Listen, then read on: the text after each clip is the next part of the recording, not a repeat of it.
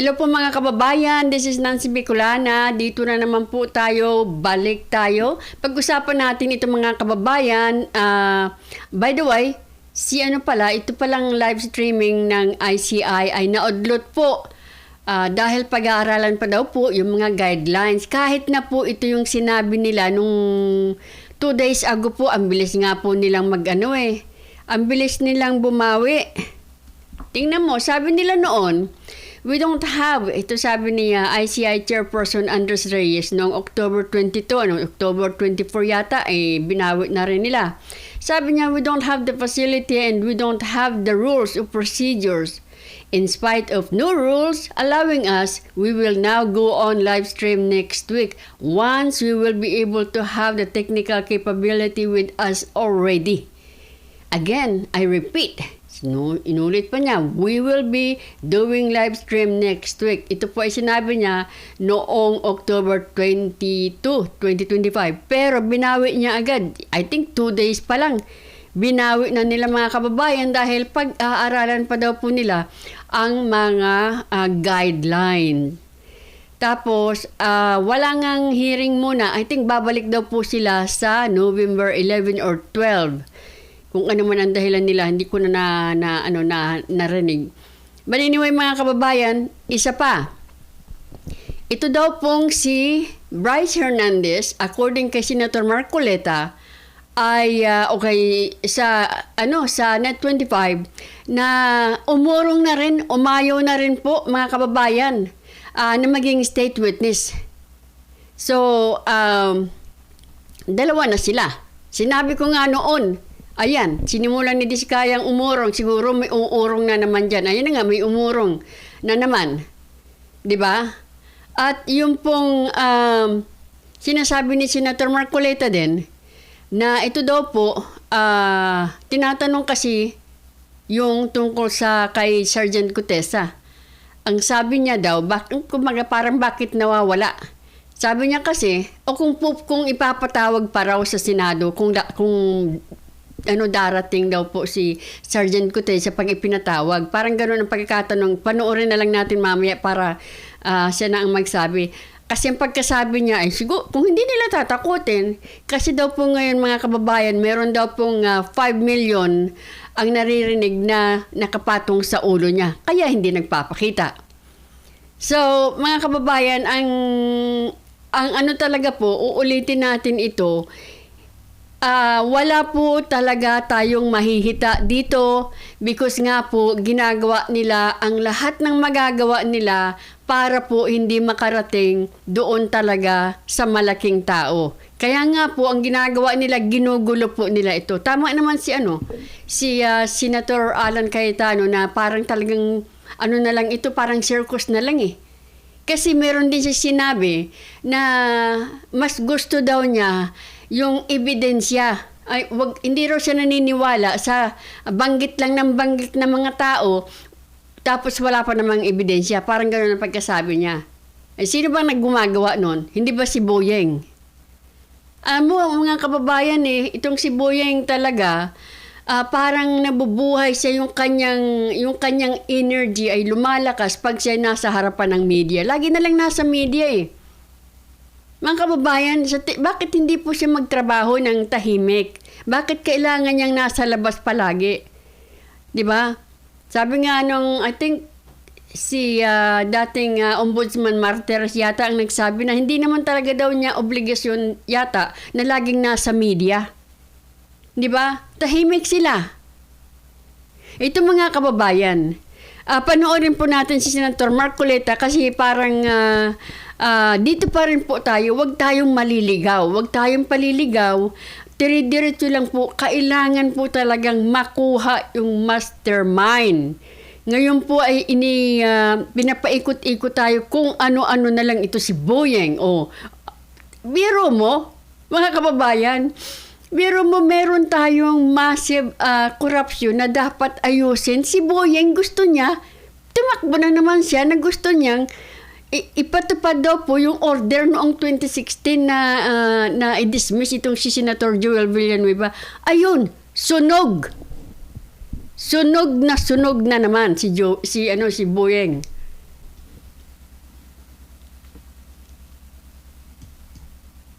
Di ba? Ina-expect nga nila, nandun kayo kasi nung mga nakaraan Ang in-expect kong nandyan, si Senador Joel. Ayun nga, Hindi ba napabalita na mukhang si Ombudsman Boying ay pupunta sa Senado may dala-dalang sulat. para sa ganun ay iabot yata yung sulat Opo. na kung saan ay pinatatanggal si Senador Joel bilang Yes. senador. Opo.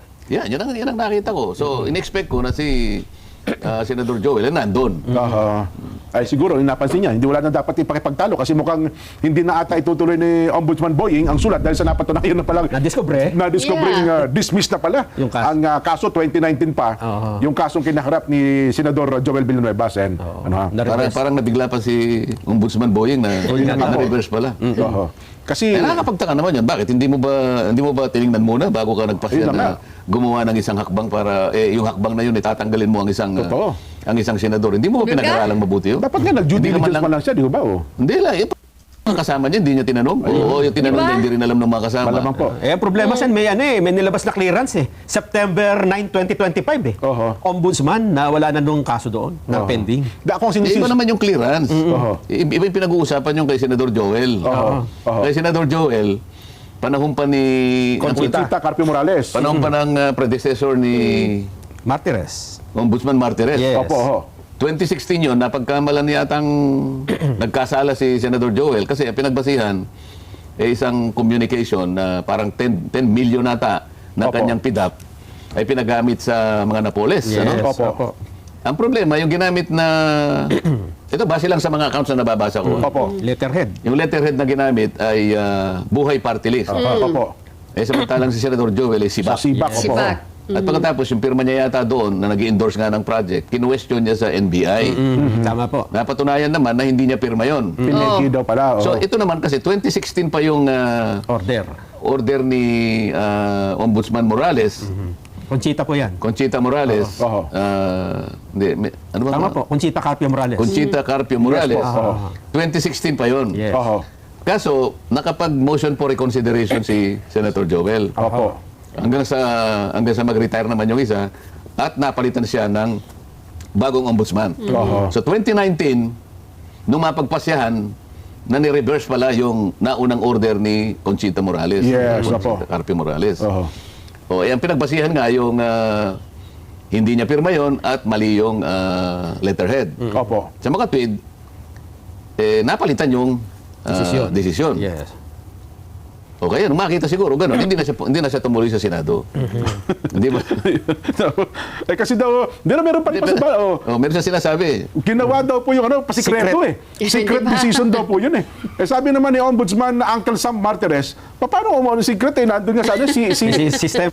Sabi nga ni dating Ombudsman Martires, hindi ko alam yung sikreto. system nila na isang click mo lang, makikita mo na dismissed na pala. Saka makikita mo. CCMS.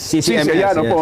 Di ba? Yes po. Oh. Naka-computerize pala naman niya na mukhang nagkulang lang sa Oh, ayan. due diligence Parang nga. case category management Oh, system. ano ba Yan, yung sabi? Ito lang pala dyan, makikita pala lahat Nasa ng kaso. system yun At saka, alam mo, ang batayan ng hindi yung publicity. Opo. Kung hindi yung recording. So ang tanong mo, na-record ba? Okay. Record na record, nasa CCMS Oho. Hindi naman hindi pinablish, sikreto na. Meron man kasi taong Correct. ayaw naman magpapublish. Halimbawa, si Joel, sinabi niya, total, nanalo naman siya. Nagpakatahimik na lang. Tahimik na lang, oo. Si Ombudsman Martires naman, tahimik naman yung tao na yun. Wala naman gusto magtanong sa kanya, siguro naman. Nagawa ko na yung tungkulin ko. Sabi niya ko, ba't ako magsasalita? Hindi kagaya ng predecessor niya na babae. Ayan, yung daldal ng daldal yun sinundan mo ng bago ngayon. Gusto rin mong magpapidya. Akala nila yung kadadaldal mo, tsaka yung kaka-interview mo sa media, yun ang nagbibigay ng puwersa o efficacy doon sa desisyon. Hindi po yun.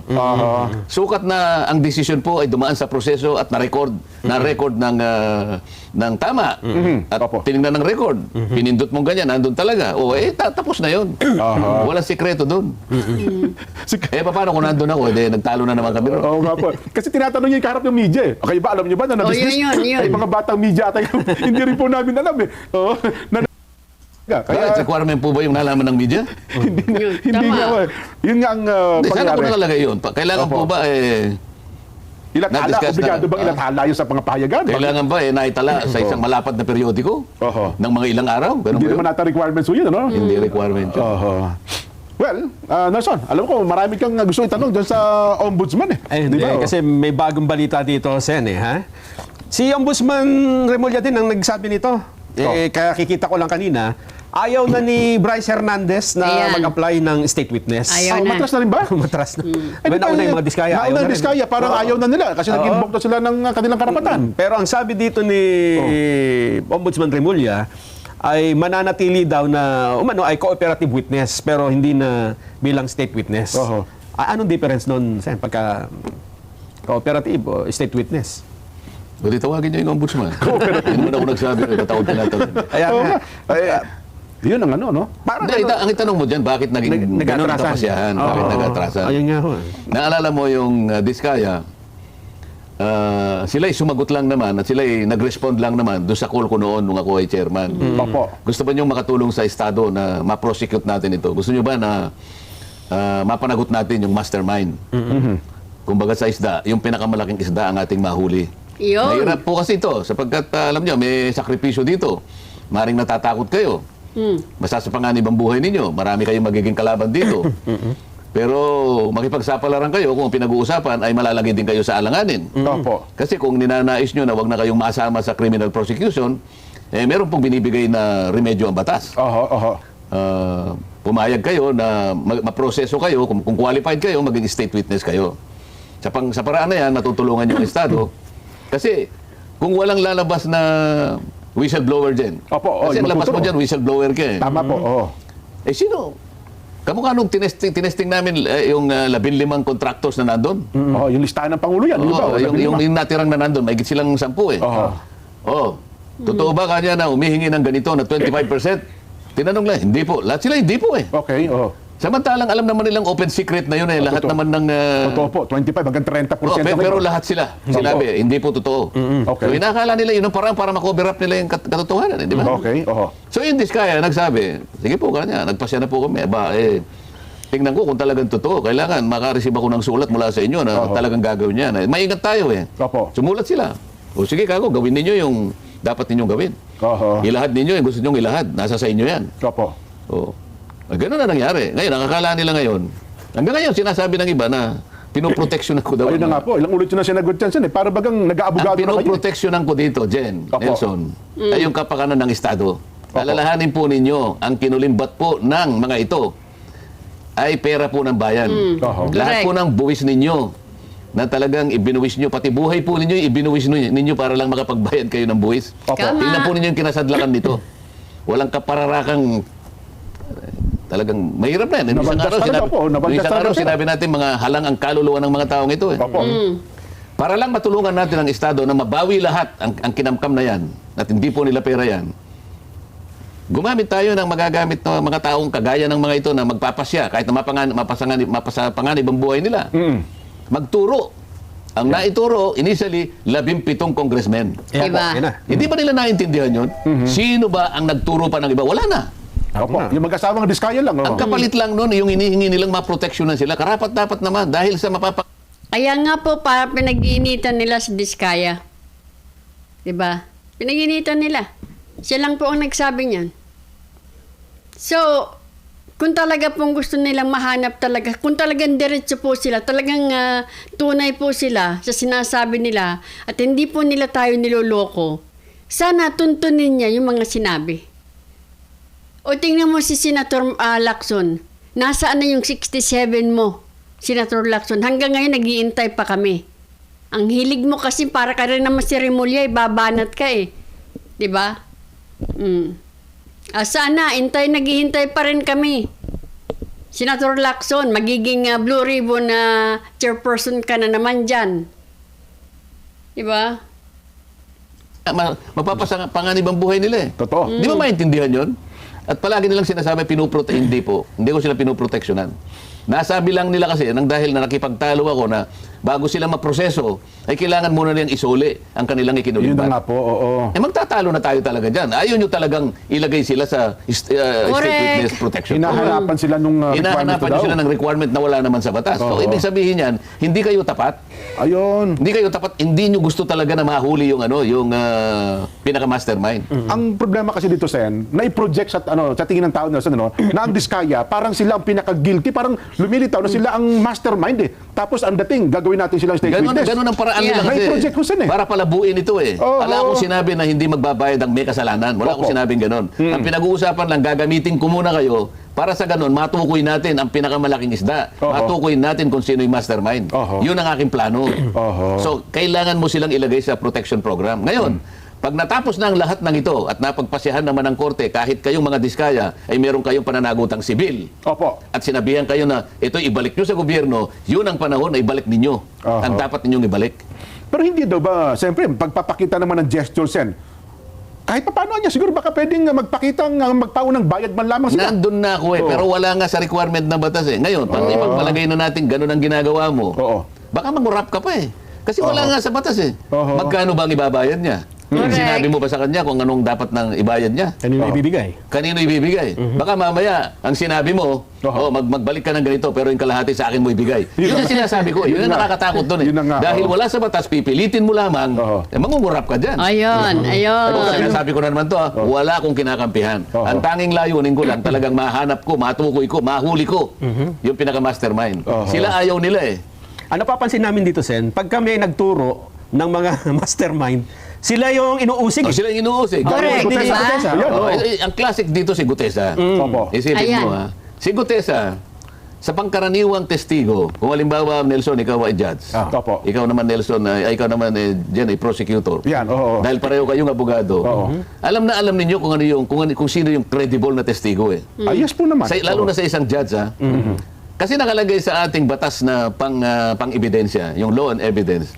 Isang mataas na uri ng ebidensya, testimonial man yan o dokumento na gagamitin o ilalabas ng isang tao magpapasya na magiging witness, kapag yung kanyang dokumento o yung kanyang sasabihin ay adverse sa kanyang interest, Aha. mataas na uri yun. Walang Sige, pakinabang. mapapahamak siya. Si Gutesa mapapahamak siya. Pero wala naman sa Diba? kinalaman. Wala. Dapat. Wala siyang gain. Wala siyang pakinabang. Wala siyang pakinabang. Oo. Una, wala siyang kinalaman doon eh. Naisip niya lang, naligalig siya. Ito palang ginagawa namin na yan pala yung pinag-uusapan nila ron. Punto mahimik siya. Wala Yung palang bulto-bultong, yung palang Malamelata. mali-maliit ang pera pala na dinahakot namin. Ito pala yung pinag-uusapan doon. Diba? Paano na yung bansa natin pagka ganito? Oo. Anong pakikinabangan niya? Wala. Totoo po. Pero ang magiging disgrasya sa kanya, marami. Malaki. Hindi lang sa kanya, kundi sa pamilya niya. Yun ang isang Correct. credible na witness. Wala siyang motibo eh. Oo. Pansarili, wala. Pero siya yung siyang inuusig ngayon. Diba? Hindi ka. Fraudulent kanya yung ano kasi yung nagnotaryo eh, hindi Hindi niya siya tunay. pumirma. Oo daw. Inahanapan ho ng butas. Isa ngayon Diyan mahalata mo na yan. Kahit saan po kayo pumunta na mataong lugar, lalong-lalo na po sa mga syudad na pinapaligiran ng mga city hall, nandyan po nakapaligid ang mga notaryo publiko. Opo, kahit saan yan. Naging cottage industry na po yan. nga. Magpanotaryo ka dyan, nagpapaligsahan pa sila eh. Meron pa silang Tagatawag, oo. tagatawag, notaryo. Nakalagay pang paske. Totoo po yan, ha? Notary Public 24/7. Walang tulugan to. Oo. Oh, pupunta ka roon. Saka gusto mong makapag-notaryo ka. Oo. Oh, kung meron siyang maliit na bintana roon, lahat ng Iaabot papeles mo, iaabot mo sa kanya. Pagkatapos niyang pag-i-stampan lahat, pipirma niya ganyan, sisingilan ka ng kaukulang bayad. At saka niya iaabot sa'yo. Ayun. Ikaw ba na nagpanotaryo? Tatanungin mo ba sa kanya? Oo. Gusto ko pong makita kung kayo po talagang pumirma nito. Nasaan po ba si attorney? Oho. Gusto ko po attorney, kung kayo po yung pumirma po kayo uli para malaman kung pirma nyo talaga ito. Meron bang gumagawa ng ganyan? Mukhang wala. Pagkatapos ito ang gagawin Oho. ng mga kasama ko sa Blue Ribbon Committee? Nako. Sakit. Lalong-lalo na yung Opo. pumalit sa akin. Pero saan may mga nagtatanong, kung halimbawa daw bang ipatawag ulit Ayan. yung si Gutesa, kasi para akala na matapos ng pagdinig nung siya humarap, biglang nawala. Wala na raw nakakala kung saan siya naroon. kasi ako naman, ang katwiran ko, kasi wala namang pagdinig at hindi naman siya ulit ipapatawag. Pero kung sabay ipatatawag, may garantiya bang babalik itong si Gutesa, Sen? Basta wag lang nilang takutin kasi ngayon Diba? nagsasabi Ano ba? na meron daw siyang 5 milyon na nakapatong sa kanyang ulo. Diba? Grabe, no? tatago yung tao. Ah, Yun nga yung sinasabi mo kanina, Nelson. Lahat ng Opo. gustong tumistigo dahil sa ang pinagsasabi na nito ay patungkol na doon sa mga talagang nakikita nating mastermind talaga. Opo. Gagawa't gagawa ng paraan. Oho. May nakita ka nga akong mga mangilan-gilan na nakikita ko ng reliable na information na galing nito mismo sa mga ipinail nila sa ICI. Opo. Di umano tungkol dyan sa sworn statement ni Gutesa, pinipilit nila na yun ngang Oho. pati yung notaryo talaga ginagawa nila ng usap eh. Bira. Samantalang Pinalaki ba nila yun? nakita naman, palibasa yung karamihan doon sa mga kasama ko, hindi abogado, sa Opo. Blue Ribbon, ay pagkamali nila na ang pinakamalaking bahagi ng kanyang pagtitestigo o yung credibility ng kanyang testimony ay nandun sa notaryo. Opo. Hindi, nawala na nasaysay yung notaryo Ayun. Diba? nung siya ay nagpasya na talagang lumabas at humarap sa Blue Ribbon. pagdinig sa Blue Ribbon. Opo. Wala nang issue ang notaryo doon eh, kung tutuusin mo eh. Ang testimony niya ay binigay, binasa niya, at nagkaroon sila ng pagkakataon na tanungin siya. Opo. Base sa kanyang paglalahad. Under oath. O yan, Under oath yun. Opo. Sumumpa siya, humarap, pinagtatanong, sumagot, hanggang matapos ang kanyang presentation. Oho. Pagkatapos hahanapan mo ng Notaryo. wala na say-say yung notaryo, hindi nila maintindihan yun, pero pinipilit nilang gawan ng paraan para sa ganun, maipakita sa kaisipan ng publiko na akala mo, may kaugnayan pa yung notaryo. Parang vital talaga, no? Kung halimbawa, hindi siya humarap, baka sakali. Oho. Baka sakali lang. Yung dokumento lang ay sinabit. Pinab- Kung dokumento lang ang sinabit, pero hindi po pwedeng hindi siya doon. Kasi nga, sino magpapatunay kung hindi siya darating din? Oho. Susumpa pa rin siya na, Oho. ako po ang may pirma dito sa sworn affidavit na ito. Halimbawa, Sen, may dala-dala nga siyang papel doon. Yung salaysay niya, hindi notarized. Hindi notarized. So, okay lang din yun. Kasi nga, sumumpas eh. Ayun. Kaya gusto kong patunayan na hindi issue yung kanyang Notaryo. notary public na yon. Oo. O nasabihan siguro yung babaeng nagnotaryo na hindi niya pirma yon. Opo. Kaya lang, sa tamang panahon, hanggat kapag nakuha ko na Ayan. yung kopya ng mga dokumentong ninotaryo mismo ng opisina na yon, at pare-parehong ganun ang pinanggalingan, magkakasala din yon. Ayun. Sapagkat sa notarial service law, kailangan nakaharap yung nagnonotaryo at saka yung nagpapanotaryo. Kaya nga po sabi ko, itong abogado na to na nag-deny, akala mo siguro ligtas ka na. Kasi nung dininay po ito, binak-upan nila nitong sila Lacson. Sila Lacson, nagpasimula niyan na inatake. Yung fake daw po yung ninotaryo. Diba? Bakit? Yung pong sinasabi niya po ba, yung sinasabi niya, fake po ba yun? Oh, ngayon ang mangyayari dito, baka lalo lang mapahamak yung abogado na yan pag nakuha nga ni Senator Marcoleta yung mga documents po, yung mga pinanotaryuhan mo at kung pari-pariho lang yun, iba-ibang lugar, baka kayo pa, ikaw pang abogado ka, ang mapahamak dito. Kasi alam mo naman yan eh, kayo ang gumawa, kayo ang nag-pronounce, hindi ako yan, fake yan. Ba't hindi mo patunayan? Bakit nga atakihin ay yung tao? Biktima nga si Sergeant Gutesa dito. Kaya lang, ang dami-dami ninyo, nandyan yung media. Nandyan sila Lacson, nandyan sila Soto, nandyan kung sino-sino. Wala namang kakampi. Kami lamang po, sila Senator Marcoleta at kung sino-sino pa. Siyempre, mga ibang marine. Kung ipagkalat ninyo, kinukuyog ninyong, binabagsak ninyo, sinisira ninyo yung kanyang pagkatao, yung kanyang kredibilidad. Dito maliwanag na nag-assign lang siya ng isang staff doon o kaya secretary para lang additional na kanyang ikabubuhay. Isip-isipin mo sa dami ng ninunotaryo niya September pa lang, book 8 na. Wow, oo nga naman. Ibig sabihin nun, halos isang buwan, ganun kakapal ang kanilang ninunotaryo. Ang sipag. At saka may Talagang mga, hanap buhay nila. tsaka may mga branches pala sa Sen. Yung branch niya nga, doon sa Oo. Villaruel, sa Pasay Sa Pasay, City, meron para sa ibang lugar ang gagawin mo lang, kukuha ka lang ng sample O halimbawa, January, February, kukuha ka ng sample. January, February, March, April, May, June, hanggang August. Makikita pare-pareho yung notarial details. Pare-pareho yung pirma. Pareho yung stamp ng dry seal. Sasabihin niya ngayon na hindi mo nga talaga pirma, pero meron kang pinayagan, Yeah. isang taong pinagtitiwalaan mo na pumirma para sa'yo. Meron siyang Para imprimatur. kumita ka. May imprimatur sa Sen, ano? Oo. Inatasan niya yung tao. Baka akala niya kung dinina niya yung kanyang wala na siyang sabit doon. Ayun. Pinayagan mo Pinayagan mo na magpanuta. Akala mo siguro just because na sinabi mo, akala mo nakatulong ka na doon sa ay hindi akin yan. Ang problema dyan, inatake nila nila Lacson. iimbestigahan daw. Mayroon pa siyang pakaso-kasong sinasabi. Oh, saan uuwi yan? Kasi pag hindi talaga tama, magbabackfire talaga. Pag hindi tamang ginagawa, magbabackfire yan. Gumawa na lang kasi ng tama. Mahirap bang gumawa ng tama? Diba? Di ba kayo nahihiya? Mga abogado pa naman kayo. Yung mga tao dito, may inassign kang isang staff at siya pumipirma para sa'yo. Oho. Hindi nga ikaw may pirma. Kaya lang, ang pagpapatunay na binigyan mo siya ng karapatan na pumirma para Yan. sa'yo, kasalanan mo yun. Yun. Correct. At huwag mong bibigyan ng sala yung taong nagpapirma at nagpano tama. tayo. At pinalalaki pa na ng gusto, sir. Bagamat ito, nasagot nyo na nga dati, nung may nalagpasan daw na ilang paragraph, itong si Gutesa ba, Ayan ikinucoach pa. nyo paraan niya. Mukhang, Ginawa ng usap, pati yung Oo, Jarius Bondok dyan sa dati mga ginagalang kong mga kolumnista, pati ba naman yun hindi nyo maintindihan? Sinasabi ko na nga, Oo. 4 kaming merong kopya noon. Opo. 4 lang ang binigay niyang kopya. Siguro, kukunti naman ang napagawa Xerox nagawa niya niyang po. kopya. Oo. At yung hawak niya ay Xerox copy. Xerox copy.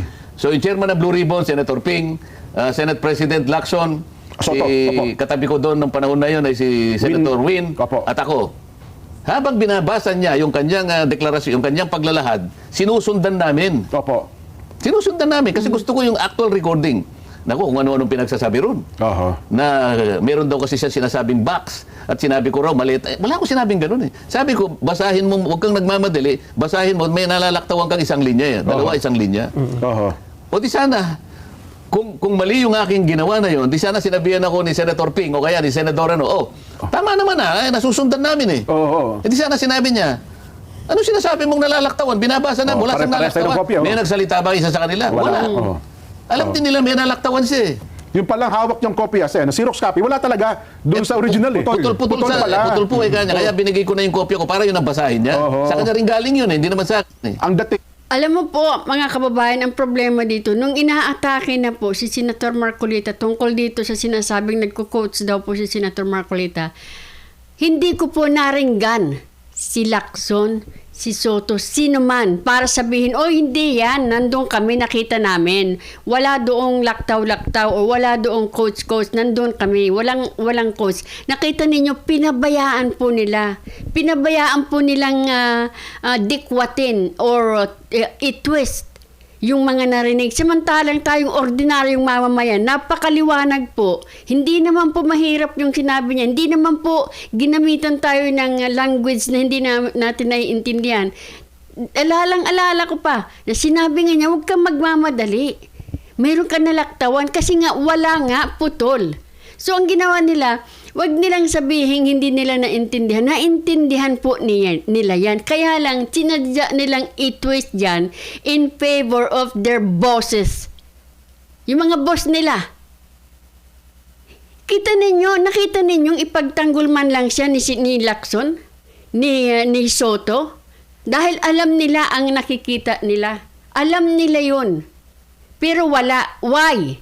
Hinayaan nilang kuyugin si Senator Marcolita. Kasi iyon ang purpose nila eh. Mahilig silang mag-twist. Kaya kayo nagagalit sa inyo yung tao eh. Yung mainstream media eh. Kasi nakita rin naman namin eh. Wala namang coaching doon eh. Kaya kailangan po labanan natin itong mga ganitong klaseng nililiko-liko nila, tinutwist-twist nila. Pare-pareho naman tayong nanood. Tagalog pa yung salita ni Senator Marcolita. Anong hindi nyo naiintindihan doon? Gusto nyo lang talagang atakihin yung main resource person na nakakaalam, na nagdala ng pera, na nakakaalam kay Romualdez, kay Saldico, na nagtrabaho kay Saldico. Di ba? Personal knowledge na yung alam niya. Ang tanong ko lang, bakit hindi niya man lang ipagtanggol si Senator Marcolita? Kaya tuloy na sabi ni Senator Marcolita, parang ako na nga lang ang nakikipaglaban dito eh. Kasi yung iba, puro takip. Puro protect. Kung hindi po nila pinoprotektahan dito yung mastermind, ay bakit nila ginugulo? Kasi sinasadya nyo ngang guluhin. Pero mga kababayan, wag po tayong paliligaw. Ginugulo tayo, nililigaw tayo, focus po tayo dito sa mga magnanakaw na nasa gobyerno. Trilyon po yung ninakaw nila sa taong bayan.